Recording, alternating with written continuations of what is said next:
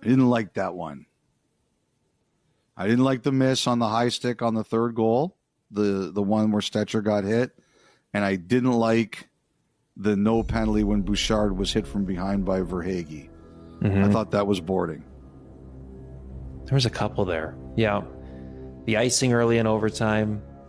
Anyway, it's a fast game. But you're right. Those two were like, okay. I know what Evander Kane said after game 3. It was like, come on. Like, Edmonton walked themselves into big trouble in game 3 and walked themselves into big trouble in game 4. They climbed out of that hole.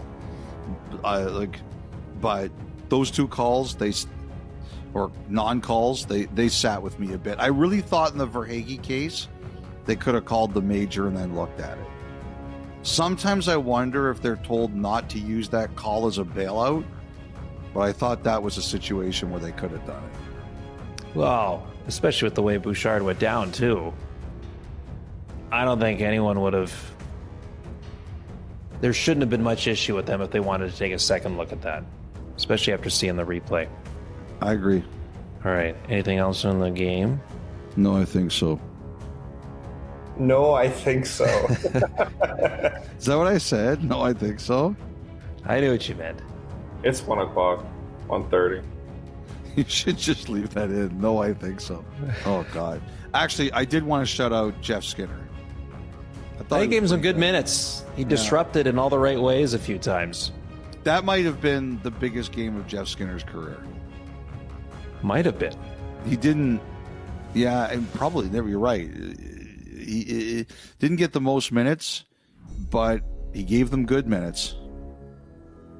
I think he earned another game. I agree. And Chris Knobloch has kind of built a bit of a reputation here, particularly in the playoffs when he's decided to make some lineup changes. They have usually worked out. Mentioned it was a tough go for Troy Stetcher in this one, but Jeff Skinner, yeah, he gave the type of minutes that I think you would want from a player like that in this game, and made the switch to Pickard to begin the second period, and that started the whole topsy-turvy way that this game ended up becoming. Okay, I do have two more things I want to say about this game. Number one, you know me, I believe in the value of mindset, right? Yep. What was Edmonton's mindset after game 3 where they got killed? Let's wash off the stink right away. They were supposed to have basically an off day on Tuesday and skate on Wednesday. They canceled their off day. They had a full practice on Tuesday.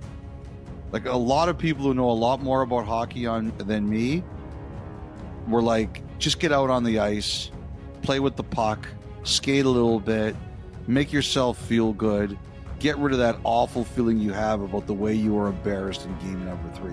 Jennifer Botterill talked about that. And a number of other people I reached out to talked about that. I love that. Then they have an optional on Wednesday. 16 guys go out, including your 2 best players. Like, be consistent. The most important thing in life is consistency. Even if they had a terrible game, the fact is the Oilers are in this position for the second year in a row. Something they're doing is working. What do all those guys do? They keep their habits. They love hockey. They go out on the ice and they win. I don't think those things are a coincidence. I think when you have a routine that really works for you, you try to stick to that routine as much as possible. So that really stuck out to me. From how they chose to go about their business after the loss. And it worked for them. Panthers prioritize rest. It often does do them good. Oilers wanted to keep working at things, and we've got a 2-2 series headed back to Edmonton for Game 5.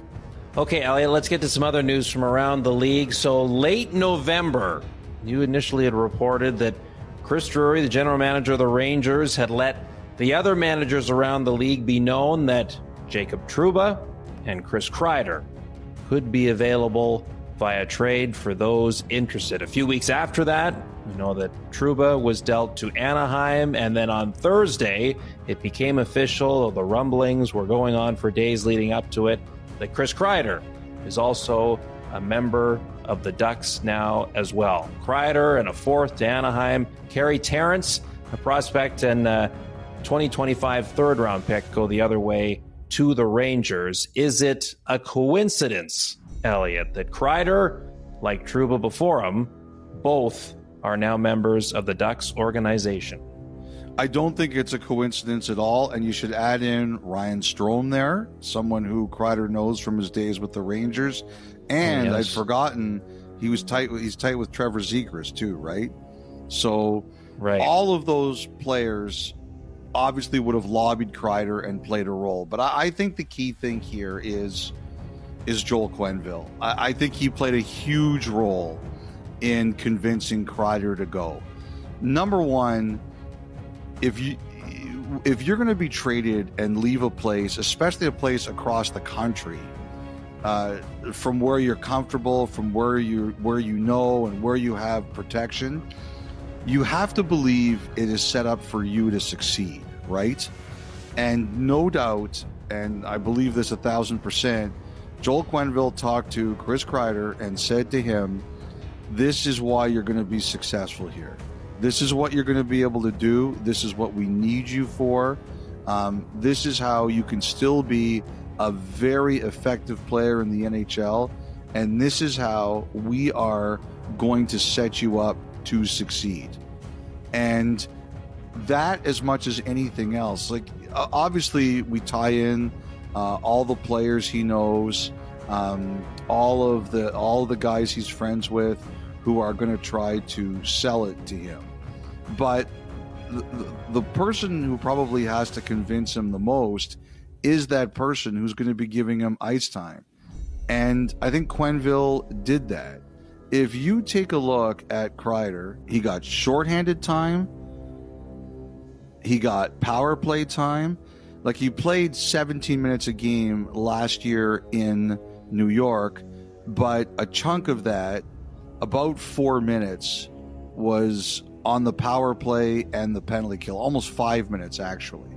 So that's a guy who's used to playing special teams, and a key part of his success, Kyle, is special teams.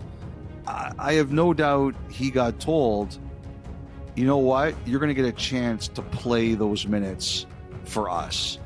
And I think at the end of the day, that was just really important, that he knew that he was going to be placed in a position where he could show that he still had, like, he wants to show he's still got a lot to give, and that is the way he's going to have a lot to give. It says to me also about Anaheim, and they've talked about it, so it's not a big surprise. You know, Pat Verbeek, he wants to make the playoffs next year. He is running a team like a guy who needs to make the playoffs next year. And, you know, he's adding veterans. He's adding Kreider,